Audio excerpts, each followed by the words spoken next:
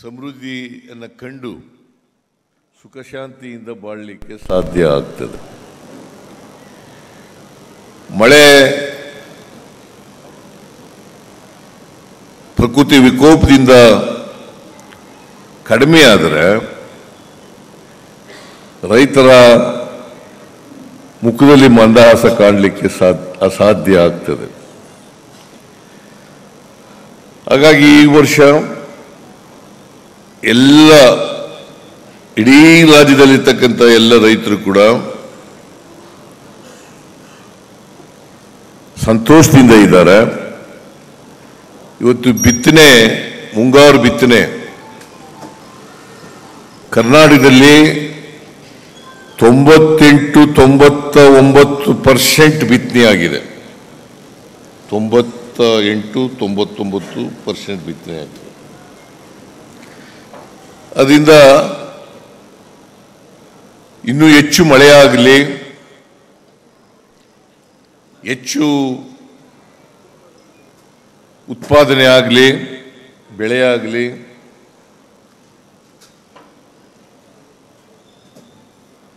ನಮ್ಮ ನಿರೀಕ್ಷೆಗಿಂತ ಮೀರಿ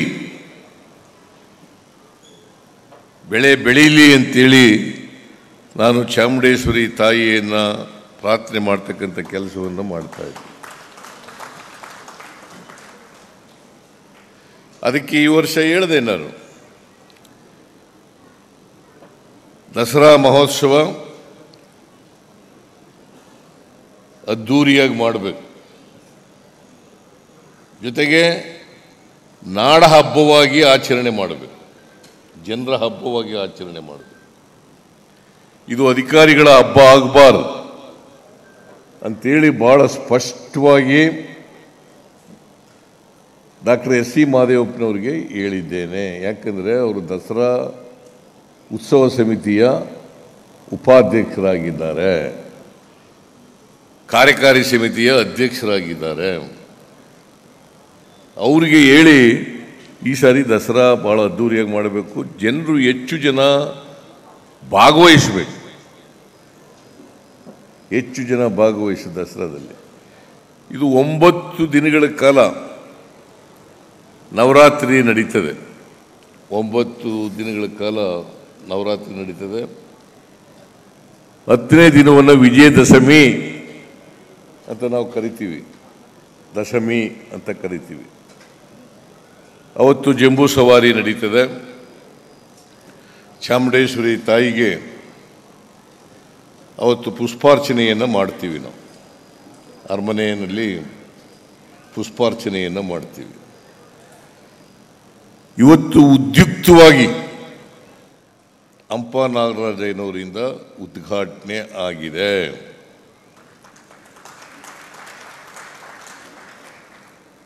ಅವ್ರಿಗೀಗ 88ನೇ ವಯಸ್ಸು. ನನಗೆ ವಹಿಸಿದ್ರು, ಯಾರನ್ನ ಈ ವರ್ಷ ದಸರಾ ಉದ್ಘಾಟನೆಯನ್ನು ಯಾರ ಕೈನಿಂದ ಮಾಡಿಸ್ಬೇಕು. ಬಹುಶಃ ಹಂಪ ನಾಗರಾಜನವರಿಗೆ ಇದಕ್ಕಿಂತ ಮೊದಲೇ ಸಿಕ್ಕಬೇಕಾಗಿತ್ತು. ದಸರಾ ಉದ್ಘಾಟನೆ ಮಾಡ್ತಕ್ಕಂಥದ್ದು ಇದಕ್ಕಿಂತ ಮೊದಲೇ ಸಿಕ್ಕಬೇಕಾಗಿತ್ತು. ನನಗೆ ಜವಾಬ್ದಾರಿ ಕೊಟ್ಟಿದ್ದರು ದಸರಾ ಉತ್ಸವ ಸಮಿತಿನಲ್ಲಿ. ನಾನು ಹಂಪ ನಾಗರಾಜನವರನ್ನು ಆಯ್ಕೆ ಮಾಡಿ ಇವತ್ತು ನಾವೆಲ್ಲರೂ ಕೂಡ ಒಳ್ಳೆಯ ಆಯ್ಕೆ ಅಂತಕ್ಕಂಥದ್ದನ್ನು ಇಡೀ ರಾಜ್ಯ ಇವತ್ತು ಹೇಳಿದೆ.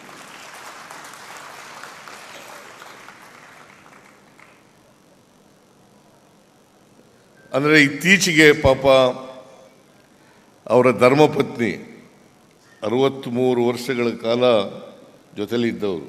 ಬಹುಶಃ ಅದಕ್ಕಿಂತಲೂ ಹಿಂದೇನೂ ಪರಿಚಯ ಇತ್ತು ಇವರಿಗೆ. ಅವರನ್ನು ನೆನ್ಕೊಂಡಿದ್ದಾರೆ, ಕಮಲಾ ಹಂಪನ ಅವರನ್ನು. ಅವರು ಕೂಡ ಒಳ್ಳೆಯ ಸಾಹಿತಿಗಳಾಗಿದ್ದರು. ಅವ್ರಿಗೂ ಈ ದಸರಾ ಉದ್ಘಾಟನೆ ಮಾಡ್ತಕ್ಕಂಥ ಅವಕಾಶ ಸಿಕ್ಕಬೇಕಾಗಿತ್ತು. ಆದರೆ ನಮ್ಮನ್ನು ಅವರು ಅಗಲಿದ್ದಾರೆ. ಅವರ ಆತ್ಮಕ್ಕೆ ಶಾಂತಿ ದೊರಕಲಿ ಅಂತೇಳಿ ನಾನು ಈ ಸಂದರ್ಭದಲ್ಲಿ ಪ್ರಾರ್ಥನೆಯನ್ನು ಮಾಡಲಿಕ್ಕೆ ಬಯಸ್ತಾ ಇದ್ದೇನೆ. ಕಮಲಾ ಹಂಪನ ಅವ್ರನ್ನ ಜ್ಞಾಪಕ ಮಾಡಿಕೊಂಡು ಹಂಪನಾಗರಾಜನವರು ಭಾವುಕರಾದರು. ಅಂದರೆ ಅವರು ದಾಂಪತ್ಯ ಜೀವನದಲ್ಲಿ ಇದ್ದದ್ದು, ಒಬ್ರಿಗೊಬ್ಬರು ಪರಸ್ಪರ ಪ್ರೀತಿ ಬಾಂಧವ್ಯ ಇದ್ದದಿದೆಯಲ್ಲ, ಇದು ಮಾದರಿಯಾಗಿತ್ತು ಅಂತಕ್ಕಂಥ ಮಾತುಗಳನ್ನು ಹೇಳಲಿಕ್ಕೆ ಬಯಸ್ತಾ ಇದ್ದೆ. ಹಂಪನಾಗರಾಜನವರು ಕನ್ನಡ ಸಾಹಿತ್ಯ ಲೋಕಕ್ಕೆ ಅಪಾರವಾದಂಥ ಕೊಡುಗೆಯನ್ನು ಕೊಟ್ಟಿದ್ದಾರೆ. ಹಾಗೆಯೇ ಜೈನ ಸಾಹಿತ್ಯಕ್ಕೂ ಕೂಡ ಬಹಳ ದೊಡ್ಡ ಅಧ್ಯಯನಶೀಲರಾಗಿ ಅಪಾರವಾದಂಥ ಕೊಡುಗೆಯನ್ನು ಕೊಟ್ಟಿದ್ದಾರೆ. ಕನ್ನಡ ಸಾಹಿತ್ಯ, ಜೈನ ಸಾಹಿತ್ಯ, ಹೀಗೆ ಬಹಳ ದೀರ್ಘಕಾಲ ಅವರು ಸಾಹಿತ್ಯ ಕ್ಷೇತ್ರದಲ್ಲಿ ತಮ್ಮನ್ನು ತೊಡಗಿಸ್ಕೊಂಡು ಕನ್ನಡ ಸಾರಸ್ವತ ಲೋಕಕ್ಕೆ ಅಪಾರವಾದಂಥ ಕೊಡುಗೆಯನ್ನು ಕೊಟ್ಟಿದ್ದಾರೆ. ಕನ್ನಡ ನಾಡಿನ ಜನ ಅದನ್ನು ಮರೀಲಿಕ್ಕೆ ಸಾಧ್ಯ ಇಲ್ಲ ಅಂತಕ್ಕಂಥ ಮಾತುಗಳನ್ನು ಈ ಸಂದರ್ಭದಲ್ಲಿ ಹೇಳಲಿಕ್ಕೆ ಬಯಸ್ತಾ ಇದ್ದೇನೆ. ಅವರನ್ನು ಆಯ್ಕೆ ಮಾಡಿರೋದು ಈ ಸಂದರ್ಭದಲ್ಲಿ ಭಾಳ ಔಚಿತ್ಯ ಅಂಥೇಳಿ ನಾನು ಭಾವಿಸ್ಕೊಂಡಿದ್ದೇನೆ. ನಾನು ಅದಕ್ಕಾಗಿ ಅವರಿಗೆ, ಅವರ ಕುಟುಂಬ ವರ್ಗದವ್ರಿಗೆ ಎಲ್ಲರಿಗೂ ಕೂಡ ಆಯಸ್ಸು ಆರೋಗ್ಯಗಳು ಇನ್ನೂ ಈಗ 88 ವರ್ಷ 89ನೇ ವರ್ಷಕ್ಕೆ ಕಾಲಿಡ್ತಾ ಇದ್ದಾರೆ. 100 ವರ್ಷಗಳ ಕಾಲ ಬಾಳಲಿ, ಅದಕ್ಕಿಂತ ಹೆಚ್ಚು ಕಾಲ ಬಾಳಲಿ ಅಂತೇಳಿ ನಾನು ಹಾರೈಸ್ತೇನೆ. ಅವ್ರು ನೋಡಿದ್ರೆ 100 ವರ್ಷ ತಲುಪ್ತಾರೆ ಅಂತ ಅನಿಸುತ್ತೆ. ಚೆನ್ನಾಗಿ ಆರೋಗ್ಯವಾಗಿದ್ದಾರೆ.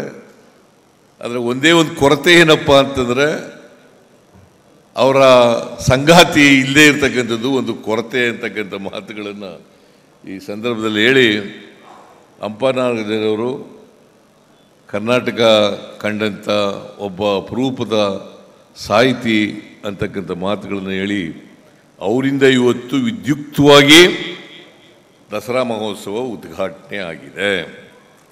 ಅವ್ರ ಮಾತಿನಲ್ಲಿ ಹೇಳಿದ್ರು, ಭಾಳ ಮೌಲ್ಯಯುತವಾದಂಥ ಭಾಷಣ ಮಾಡಿದ್ದೀರಿ.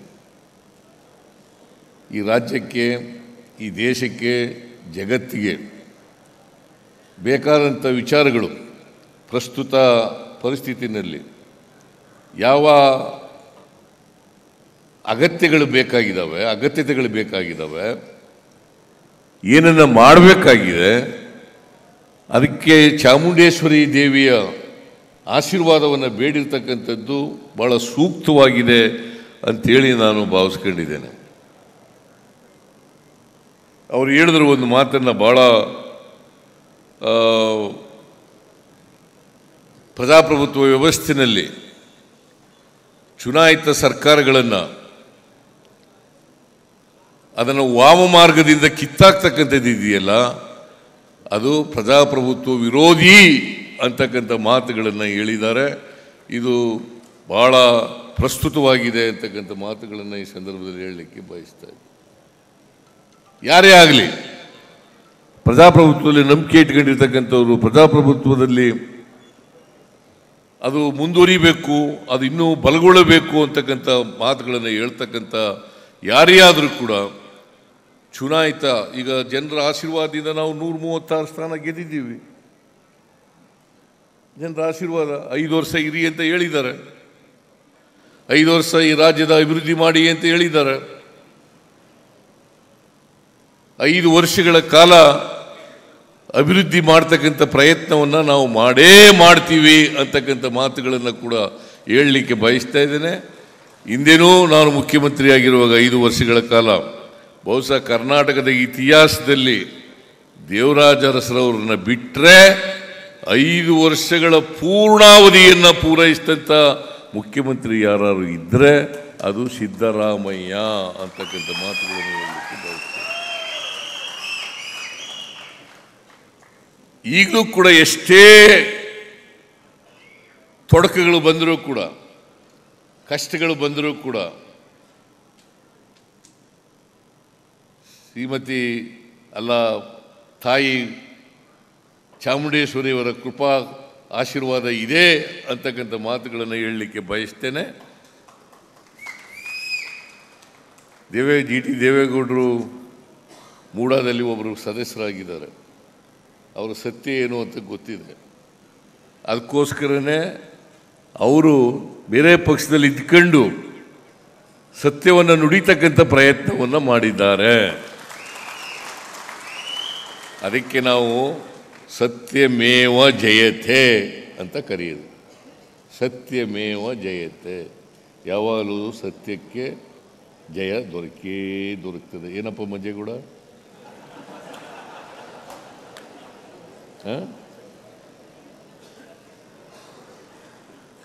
ಸತ್ಯಕ್ಕೆ ಯಾವಾಗಲೂ ಜಯ ದೊರೀತದೆ. ಅದಕ್ಕೆ ನಾನು ಅನೇಕ ಸಾರಿ ಹೇಳಿದ್ದೀನಿ, ನಿಮ್ಮೆಲ್ಲರ ಆಶೀರ್ವಾದ, ಈ ರಾಜ್ಯದ ಜನರ ಆಶೀರ್ವಾದ ಈ ಸರ್ಕಾರದ ಮೇಲೆ, ಸಿದ್ದರಾಮಯ್ಯನ ಮೇಲೆ ಇರೋವರೆಗೆ ಯಾರು ಕೂಡ ಏನು ಮಾಡಲಿಕ್ಕೆ ಸಾಧ್ಯ ಇಲ್ಲ. ತಾಯಿ ಚಾಮುಂಡೇಶ್ವರಿ, ನಾನು ಈ ಕ್ಷೇತ್ರದಲ್ಲಿ 5 ಬಾರಿ ಗೆದ್ದಿದ್ದೀನಿ. 5 ಬಾರಿ ಗೆದ್ದಿದ್ದೀನಿ. 8 ಚುನಾವಣೆಗಳನ್ನು ಮಾಡಿದ್ದೀನಿ. 3 ಸಾರಿ ಇಲ್ಲ ಜಿ ಟಿ ದೇವೇಗೌಡ ಸೋತಿರೋದು. ನೀನೇ ಒಂದು ಸಾರಿ ಸೋಲಿಸ್ಬಿಟ್ಟಿಲ್ಲಪ್ಪ ನನಗೆ.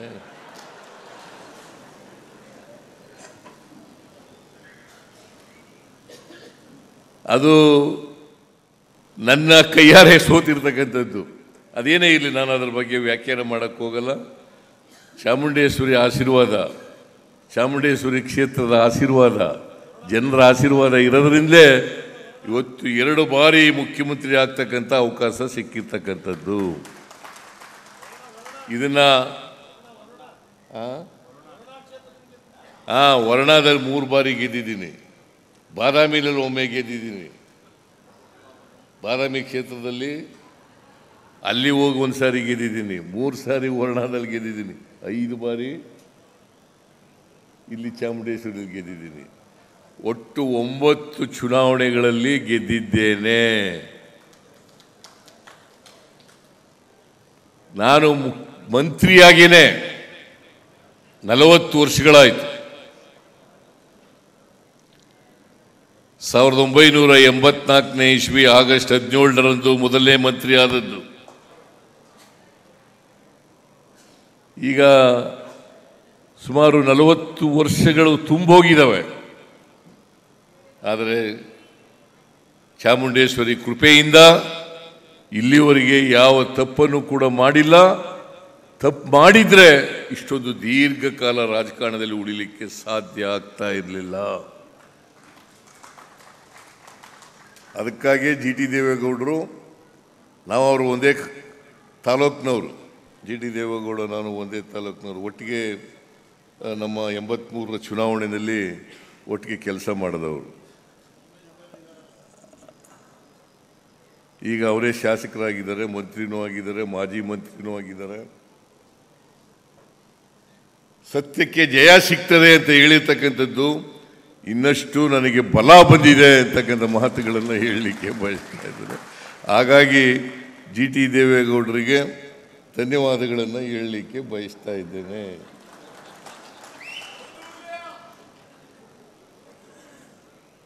ಮೈಸೂರಿನ ರಾಜಮಹರ್ಷಿ ನಾಲ್ವಡಿ ಕೃಷ್ಣರಾಜ ಒಡೆಯರು ಬಹಳಷ್ಟು ಅಭಿವೃದ್ಧಿ ಕೆಲಸಗಳನ್ನು ಮೈಸೂರು ರಾಜ್ಯಕ್ಕೆ ಮಾಡಿದ್ದಾರೆ.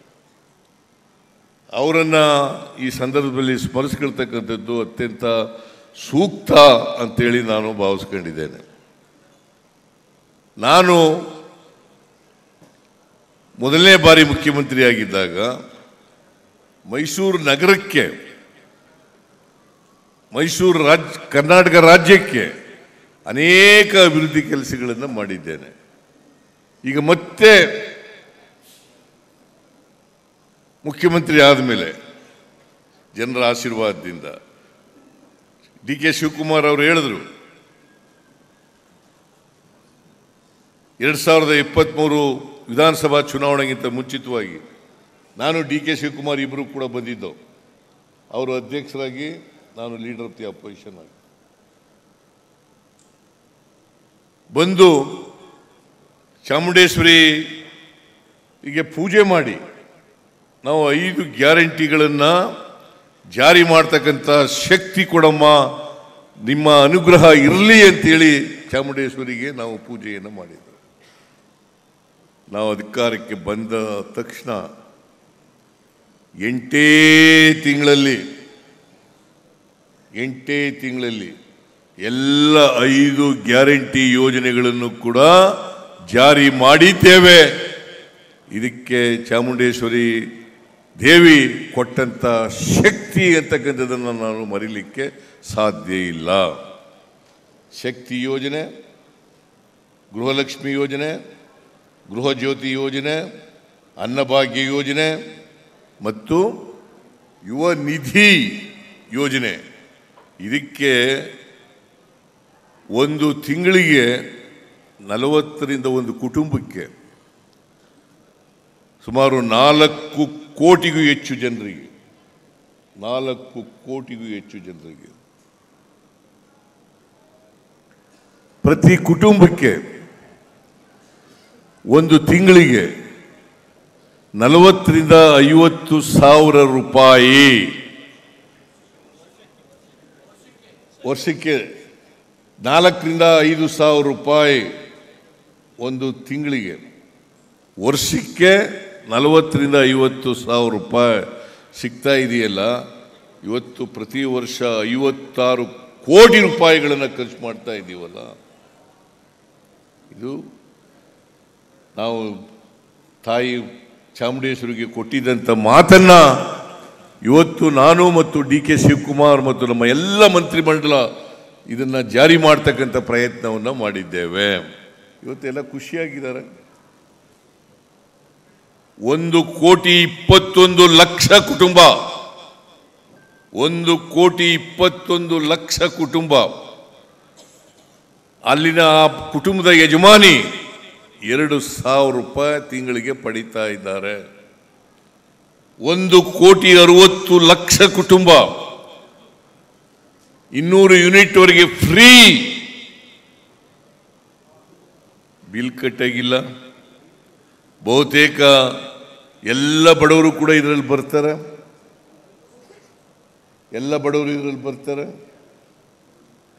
ಅನ್ನಭಾಗ್ಯ 5 kg ನಾನು ಹಿಂದೆ ಇದ್ದಾಗ 5 kg ಫ್ರೀಯಾಗಿ ಕೊಡಲಿಕ್ಕೆ ಮಾಡಿದ್ದು. 5 kg ಈಗ ಇನ್ನೂ 5 kg ಕೊಡಬೇಕು ಅಂತ ಮಾಡೋದು. ಆದರೆ ಅಕ್ಕಿ ಸಿಕ್ಕಲಿಲ್ಲ. ಅದಕ್ಕೋಸ್ಕರ ಪ್ರತಿಯೊಬ್ಬರಿಗೆ ತಿಂಗಳಿಗೆ 170 ರೂಪಾಯಿ ಕೊಡಲಿಕ್ಕೆ ವರ್ಗಾವಣೆ ಮಾಡ್ತಕ್ಕಂಥ ಕೆಲಸವನ್ನು ಮಾಡ್ತಾ ಇದ್ದೀವಿ. ಆಮೇಲೆ 1,82,000 ಯುವಕರಿಗೆ, ಗ್ರ್ಯಾಜುಯೇಟ್ಗಳಿಗೆ ಮತ್ತು ಡಿಪ್ಲೊಮಾ ಹೋಲ್ಡರ್ಸಿಗೆ, ಗ್ರ್ಯಾಜುಯೇಟ್ಸ್ಗಳಿಗೆ 3,000 ರೂಪಾಯಿ, ಡಿಪ್ಲೊಮಾ ಹೋಲ್ಡರ್ಸಿಗೆ 1,500 ರೂಪಾಯಿ 2 ವರ್ಷದವರೆಗೆ ಕೊಡ್ತಕ್ಕಂಥ ತೀರ್ಮಾನವನ್ನು ಮಾಡಿದ್ದೀವಿ. ಇಲ್ಲಿವರೆಗೆ 1,82,000 ಜನರಿಗೆ ತಲುಪಿಸ್ತಕ್ಕಂಥ ಕೆಲಸ ಮಾಡಿದ್ದೀವಿ. ಅದರಿಂದ ಇವತ್ತು ಏನು ನಮ್ಮ ಪ್ರಜಾಪ್ರಭುತ್ವದಲ್ಲಿ ನಾವು ಹೇಳ್ತೀವಿ, ಸಂವಿಧಾನದಲ್ಲಿ ಹೇಳ್ಕೊಂಡಿದ್ದೀವಿ,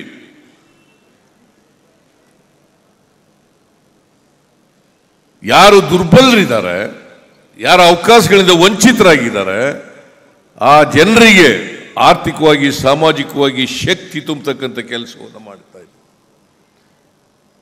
ಬರೀ ಭಾಷಣಗಳಿಂದ ಮಾತುಗಳಿಂದ ರಂಗರಂಗನ ಮಾತುಗಳನ್ನು ಆಡಿ ಜನರ ಹೊಟ್ಟೆ ತುಂಬಿಸಲಿಕ್ಕೆ ಸಾಧ್ಯ ಆಗೋದಿಲ್ಲ.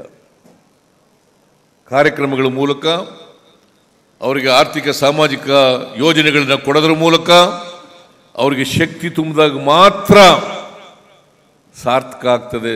ಚಾಮುಂಡೇಶ್ವರಿಗೆ ಪೂಜೆ ಮಾಡೋದಕ್ಕೆ ಸಾರ್ಥಕ ಆಗ್ತದೆ ಅಂತಕ್ಕಂಥ ಮಾತುಗಳನ್ನು ಹೇಳಲಿಕ್ಕೆ ಬಯಸ್ತಾ ಇದ್ದೆ.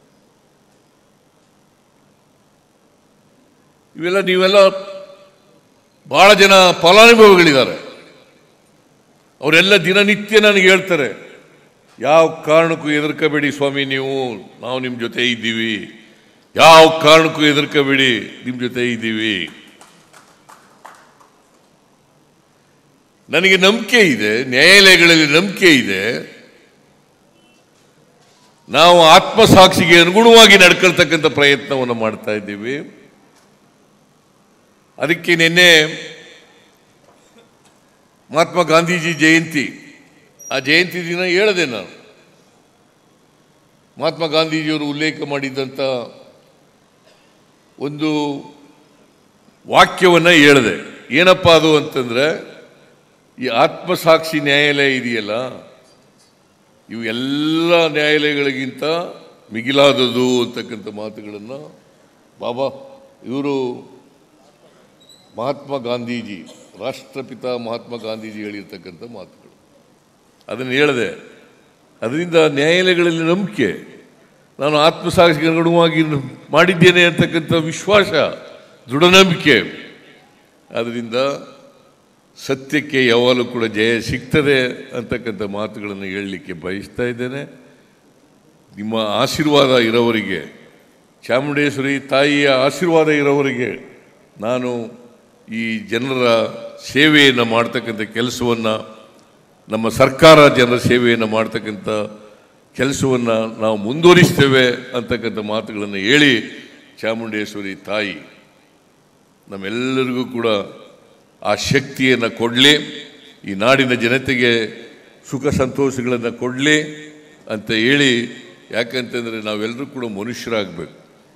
ನಮ್ಮ ಸಂವಿಧಾನ ಹೇಳಿರ್ತಕ್ಕಂಥದ್ದು ಮನುಷ್ಯರಾಗಬೇಕು.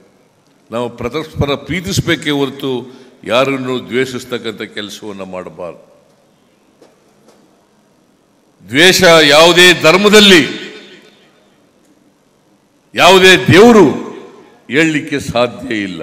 ಪರಸ್ಪರ ಪ್ರೀತಿಸಿ ಮನುಷ್ಯರಾಗಿ ಬಾಳಿ ಅಂತ ಎಲ್ಲ ಧರ್ಮಗಳು, ಎಲ್ಲ ದೇವರುಗಳು ಕೂಡ ಹೇಳ್ತಕ್ಕಂಥ ಮಾತುಗಳು. ಅದರಲ್ಲಿ ವಿಶ್ವಾಸ, ಪ್ರೀತಿಯನ್ನು ಇಟ್ಕೊಂಡಿರ್ತಕ್ಕಂಥದ್ದು. ಅದಕ್ಕೋಸ್ಕರ ನಮ್ಮೆಲ್ಲರಿಗೂ ಕೂಡ ಇನ್ನೊಂದು ವರ್ಷದವರೆಗೆ ಉತ್ತಮವಾದಂಥ ಕೆಲಸ ಮಾಡ್ತಕ್ಕಂಥ ಶಕ್ತಿ ಕೊಡಲಿ, ಜನರ ಸೇವೆ ಮಾಡ್ತಕ್ಕಂಥ ಶಕ್ತಿ ಕೊಡಲಿ ಅಂತೇಳಿ ಪ್ರಾರ್ಥಿಸಿ, ಈ ವರ್ಷದ ದಸರಾ ಮಹೋತ್ಸವದ ಶುಭಾಶಯಗಳನ್ನು ಮತ್ತೊಮ್ಮೆ ನಾಡಿನ ಜನತೆಗೆ, ನಿಮ್ಮೆಲ್ಲರಿಗೂ ಕೂಡ ತಿಳಿಸಿ ನನ್ನ ಮಾತುಗಳನ್ನು ಮುಗಿಸ್ತೇನೆ. ಜೈ ಹಿಂದ್, ಜೈ ಕರ್ನಾಟಕ, ಜೈ ಚಾಮುಂಡೇಶ್ವರಿ ದೇವಿ.